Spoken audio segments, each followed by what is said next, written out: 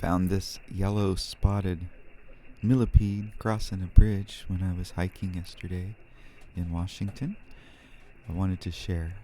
I recorded him in slow motion, otherwise it's not modified. It's fun to watch his legs move and see the pattern that his legs move in. And it's fun to watch his antenna. Looks like he explores his environment with his little antennae. And I think it looks like he touches the ground with them sometimes. You have to watch.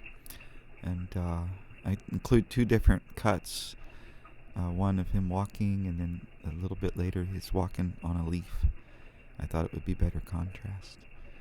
And apparently some of these millipedes that look like this, I don't know if this one is or not, I didn't touch it, they can make compounds that can kill stuff. Like they can make cyanide, and they can kill birds. I was reading about them. They're kind of cool, I guess. I'm not going to touch one or eat one, I know that. I'm try not to step on them when I hike. I've hiked places before where they're pretty dense, but this was the only one I saw. Anyway, enjoy. Oh, the sound in the background is how my phone picks up the water sounds in slow motion. Enjoy.